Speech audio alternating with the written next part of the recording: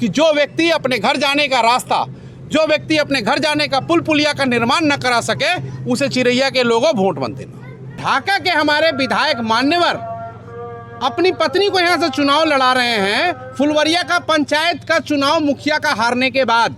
तो ये मेरे लिए तो मेरा घर है, पवन जी के लिए ये घर नहीं है। मोती झील जैसा जगह आज तक हर साल 2.5 करोड़ से 3 करोड़ रुपए आप सफाई के नाम पे चाट जाते हो। नहीं, लोकसभा का तैयारी है या नहीं है ये तो समय आएगा तो पता चलेगा। मैं चिरैया में आज हूँ क्योंकि आज यहाँ पर अभी पंचायत का चुनाव होना है और पंचायती चुनाव जो है वो भारत के लोकतांत्रिक व्यवस्था की आत्मा है। और यहाँ से 42 जो जिला परिषद है, मैं उनके लिए आया हूँ जो पूर्व में यहाँ से अध्यक्ष रही हैं, मंजू देवी जी। क्योंकि यहाँ पर आके बाहरी लोग एक ढकोसला पीट रहे हैं कि हमने बहुत काम किया है। यूँ कहूँ कि मैं खुल के बताऊँ कि ढाका के हमारे विधायक मान्यवर अपनी पत्नी को यहाँ से चुनाव लड़ा रहे हैं, फुलवरिया का पंचायत का चुनाव मुखिया का हारने के बाद। और वो ये दावा कर रहे हैं कि मैंने जिला परिषद का 5 साल में विकास किया है। उन्होंने विकास नहीं किया है, जिला परिषद के पुराने सारे जमीनों का उन्होंने बेचने का और औने पौने दामों पर दलालों को देने का काम किया है। जो व्यक्ति अपने घर जाने के लिए फुलवरिया घाट का निर्माण न करा सके, जो व्यक्ति ढाका से गांधी चौक से फुलवरिया जाने की सड़क का निर्माण न करा सके, वो चिरैया विधानसभा की क्या बात करेगा? वो चिरैया में आके क्या बात करेगा? और चिरैया जहां तक सवाल है तो घोड़ासान जब विधानसभा हुआ करता था तो चिरैया उसका एक महत्वपूर्ण अंग था। तो ये मेरे लिए तो मेरा घर है, पवन जी के लिए ये घर नहीं है।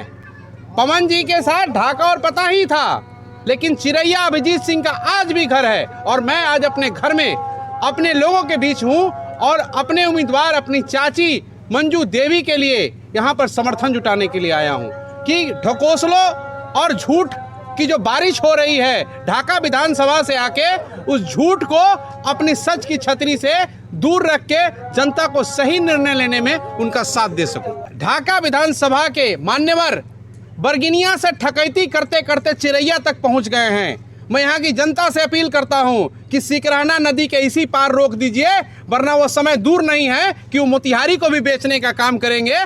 जिस प्रकार से नरेंद्र मोदी स्टेशन पे चाय बेचते बेचते आज देश बेचने निकल गया है। पिछले 5 साल में क्या हुआ? आपने अपनी पत्नी को अध्यक्ष बना दिया और खुद सभापति बन गए, और आपकी सभाओं में जो है जिला परिषद सभाओं में दलाल और ठेकेदार का अड्डा हो गया। आपने क्या काम किया? जिला परिषद का काम क्या है? मैं सिर्फ इतना ही पूछना चाहता हूं कि मान्यवर विधायक मुझे ये बता दें कि जिला परिषद का काम क्या है। जिला परिषद का काम है स्वास्थ्य, शिक्षा, किसान, सिंचाई, इन सबों का मुद्दों के ऊपर बात करना, डीडीसी से डीएम से जाके बात करना, किस पंचायत में मुखिया को दिक्कत हो रही है उस मुखिया का सहायता करना। तो इन्होंने क्या किया? चेयरमैन तो ये बन गए, और जिन लोगों के मदद से बने आज वो सारे लोग चुनाव हार रहे हैं। जिला परिषद उपाध्यक्ष भी चुनाव हार चुके हैं, और उनके साथ जो रहने वाले, जो फ्रेम फोटो में रहने वाले लोग हैं, उनमें से कोई नहीं बचा है। क्योंकि कहीं ना कहीं मोतिहारी जिला परिषद पिछले 5 सालों में दलाली और करप्शन का अड्डा बन चुका था। चिरैया से क्या, पवन जी आज ढाका से री चुनाव लड़ लेंगे तो भी हार जाएंगे। पवन जी की जो नीति है ना, हमारे ढाका विधायक की जो नीति है ना, वो धर्म और जाति पे आधारित है, और मेरी जो नीति है ना वो किसान और मजदूर और रोटी पर निर्धारित है। मुझे वक्त तो थोड़ा जरूर ज़्यादा उनसे लग जाएगा, लेकिन मेरा संघर्ष एक दिन रंग जरूर लाएगा। ये ढाका विधानसभा के मान्यवर से कि भेलवा में आज कस्तूरबा और गांधी की मूर्ति तक सलामत नहीं है इस हिंदुस्तान में। भेलवा घोड़ासान के अंदर पड़ता है, एक पंचायत है, वहाँ गांधी जी आए थे। आज वहाँ कस्तूरबा और गांधी की मूर्तियाँ तोड़ दी गई हैं। अगर हमारे देश में गांधी और कस्तूरबा की ही मूर्ति सुरक्षित नहीं है तो फिर हम और आप कैसे सुरक्षित हो सकते हैं? मोती झील जैसा जगह आज तक हर साल 2.5 करोड़ से 3 करोड़ रुपए आप सफाई के नाम पे चाट जाते हो, लेकिन आज भी मोती झील साफ नहीं हो पाता है।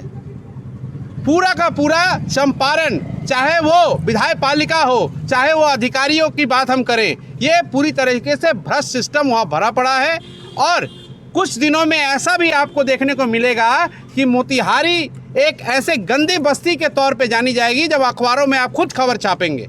गंदगी का भंडार है, आप किसी वार्ड में जाके देख लीजिए, किसी सड़कों पे चल के देख लीजिए, रेलवे के किसी क्रॉसिंग पे जाके देख लीजिए वाटर लॉकिंग कितना होता है। इसलिए हम लोग उनका समर्थन कर रहे हैं क्योंकि वो पहले भी चेयरमैन रह चुकी हैं और उनके कार्यकाल में एक भी करप्शन के चार्जेस नहीं हैं। और जो विधायक अपने विधानसभा घोड़ासहन और ढाका के लिए कभी सदन में उठ के ना बोले कि मुझे बस स्टैंड की ज़रूरत है, अगर बस स्टैंड हो तो 180 रुपया में आप पटना चल जाइएगा घोड़ासहन से सर, और प्राइवेट में आप 390 रुपया में जा रहे हैं। आप हवाई जहाज़ की मांग करते हैं।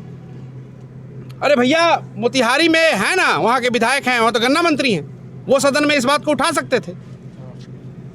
तो कहीं ना कहीं बीजेपी का ये कॉन्सेप्ट है कि गरीब मर रहा है मरने दो, किसान खेतों में मर रहा है मरने दो, मजदूर मर रहा है मरने दो। मैं एक इंसान होने के नाते, एक जनप्रतिनिधि होने के नाते मैं लोगों तक पहुंचा हूं, लोगों को सच्चाई बता रहा हूं कि जो व्यक्ति अपने घर जाने का रास्ता, जो व्यक्ति अपने घर जाने का पुल पुलिया का निर्माण न करा सके, उसे चिरैया के लोगों वोट मत देना। तो बची कौन?